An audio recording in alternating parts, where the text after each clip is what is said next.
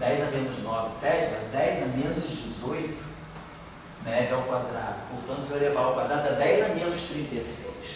O 10 a menos 36 com 10 a menos 5 dá 10 a menos 41. Então, vamos dizer assim, usando campos magnéticos intergalácticos, eu tenho a não linearidade completamente desprezada. Mas agora, se eu estou perto de uma superestrela, se eu estou perto de uma magnetar, o campo magnético pode ser na faixa de 10 a 10 Tesla. 10 a 10 Tesla é 10 MeV ao quadrado. Então, quando eu elevar isso ao quadrado, vai ficar na faixa de 10 a 2. Eu já tenho um fator de 10 a menos 3.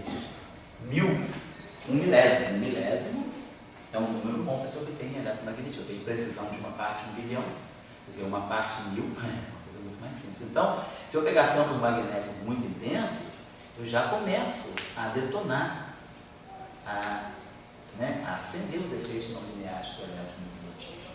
Agora, tem razão de ter efeito não linear? Tem, porque a gente sabe que o eletromagnetismo ele foi não linear.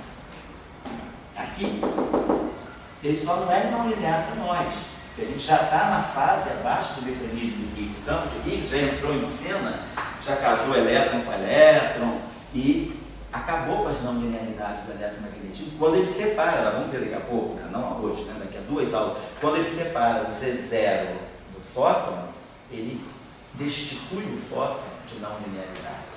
Mas se eu começo a perceber que a origem do fóton está aqui, o que é o pai do fóton, a gênese do fóton está aqui, ele tem interação não linear. Então a pergunta é, até que ponto o eletromagnetismo pode herdar uma estrutura de não linearidade, levando em conta que o eletromagnetismo ele não é uma interação tão isolada assim. Ali é uma interação que está acomodada dentro de uma interação mais rica, que é a interação eletrofrágil. Então, quer dizer, um curso de eletromagnetismo pós-moderno ele tem que ser pensado, um curso de eletromagnetismo, quer dizer, é interação eletrofrágil, não é só interação eletromagnética. É claro que para falar de átomos e moléculas e de plasmas, eu estou feliz com o eletromagnetismo, mas o mundo é muito mais do que átomos e moléculas e plasma. Hoje em dia a nossa tecnologia superou átomo, molécula e plasma, coisa, digamos assim, que já é uma tecnologia importante, mas a gente tem coisas muito mais fundamentais, estruturas muito mais fundamentais para explicar também. Então a gente de repente começa a ter que rever o eletromagnetismo de dentro. É isso que nós estamos dizendo. Nós estamos tentando então buscar uma origem, para o eletromagnetismo dentro de uma interação mais ampla. O que a gente mostra é que a interação fraca e a interação eletromagnética, elas têm uma origem em comum. É o Higgs que, perversamente, nos engana. Bota eletromagnetismo para cá e o weak interactions para cá. Mas se esse Higgs não tivesse aparecido aqui para fazer esse jogo sujo, a gente estaria vendo aqui. E aí a gente estaria vendo, teria um fóton, teria um objeto que interage no neutro, a gente teria duas partículas neutras, dois objetos neutros, dois fótons, digamos assim, com interação não linear.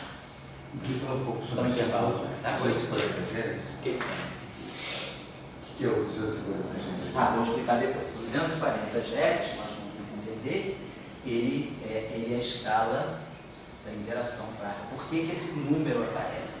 Na verdade, nós vamos ver que esse número ele vai estar ligado, à condensação do Higgs no vácuo. Isso é uma palavra técnica. Ele, no fundo, vai estar ligado ao valor esperado do Higgs no vácuo. Mas nós vamos entender por que é que essa escala de 240 Hz aparece aqui, por que é que o Higgs, ele, dando nessa teoria aqui, nós vamos entender por que eu tenho que colocar um Higgs aqui. O próximo passo é, agora, fazer digamos assim, uma sessão de convencimento por que eu tenho que trazer o Higgs. Depois a gente pode julgar se eu gosto ou não gosto do Higgs, mas por enquanto eu vou ser o advogado de defesa. Estou defendendo o Mr. Higgs aqui por causa disso, esse cara fez isso, ele é bom por causa disso, e depois a gente julga. Então depois eu vou ter que fazer a jurisprudência do Higgs aqui. Aí quando eu coloco o Higgs aqui, eu vou ver que esse número aparece. Então esse número também eu não coloco mão. O Higgs, ele me diz que essa é a escala razoável. 240 Hz. Onde que sai esse número mágico? É uma nova escala importante para nós. Da onde é que sai esse número mágico? Na eletrodinâmica, eu sei da onde é que sai esse número mágico. Esse número mágico sai da polarização do vácuo. A polarização do vácuo me gera isso aqui, que vai me dar uma correção não linear devido à polarização do vácuo para as equações de Maxwell. Mas é um número pequeno, que combinado com efeitos de campo elétrico ou campo magnético, vai ser bem pequeno também, né? Pode ser muito pequeno. Então, mas eu sei de onde esse número sai. Essa escala sai. A mesma coisa aqui. Não vou colocar o Higgs por alguma razão. Já que eu botei S2 ou 1, o que eu quero que me induz a ter que trazer essa partícula estranha, esse Higgs? Aí eu coloco ele, vou motivar por que a gente deve colocá-lo. E aí quando a gente coloca, e aí eu vou querer obter o eletromagnetismo a partir dessa estrutura aqui, eu vejo que essa escala aqui é fundamental. Então, esse valor, quer dizer, o Higgs, ele entra e ele define uma escala na faixa de 240 Hz. Tá certo? A gente tem, vamos dizer, nas interações fundamentais, a gente tem uma física para isso. Mas é massa do Higgs ou o valor esperado? É o valor esperado dele. É uma combinação de parâmetros de massa do Higgs e de autoacoplamento do Higgs. Vamos dizer assim, é uma combinação final já. E aí, o que eu tenho de física da interação fraca que eu dei para vocês na aula passada? A física da interação fraca que nós vemos aqui, quer dizer, imagina que o Higgs já fez o trabalho dele. O que a gente tem aqui é eletromagnetismo, por um lado, com essa constante de acoplamento e essa constante de estrutura fina, igual, que é o que define, né, a grandeza das interações eletromagnéticas, e essa grandeza aqui.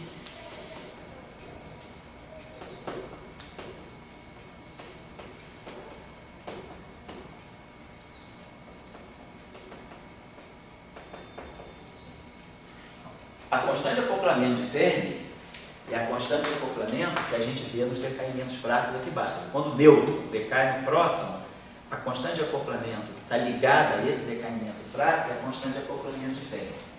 E essa constante de acoplamento é ela que vai me ajudar, quer dizer, ela é a física que faz contato comigo. Então, essa física que eu tenho aqui, que eu posso usar para medir, é que vai me dizer, quando você coloca o elemento extra no meu Higgs, então estou colocando o Higgs, ninguém viu o Higgs ainda, então eu estou colocando uma partícula hipotética, abstrata. Quando eu coloco essa partícula abstrata e ela vai realizar esse trabalho para mim, essa partícula ela vai estar dentro disso aqui também. Quer dizer, a partícula de Higgs, o campo de Higgs vai mandar uma mensagem para essa constante de acoplamento fraca que nós vemos aqui. Então a constante de acoplamento fraca de Fermi, ela já vem embutida de efeitos do Higgs. Então, como eu sei o valor dela aqui embaixo no meu submundo, eu vou conseguir, através disso, ver qual é o valor que o Higgs traz, qual é a escala que o Higgs introduz. Então, essa escala de 240 GeV, ela é ditada por uma física de baixas energias das interações fracas, pelos decaimentos fracos que nós observamos, tá certo? Bom, estou contando um intervalinho aí. 11h30, dá um intervalo até 11h40 e aí a gente retoma até 20h30, mais ou menos, tá certo? A aula, digamos assim, pode estar chata, mas não dá tão cansativo de ter que copiar muita coisa, mas um debate, a gente está tendo mais um debate, porque eu estou só querendo colocar as ideias no lugar, tá certo? Beleza, então daqui a 10 minutos eu estou de volta. Aula passada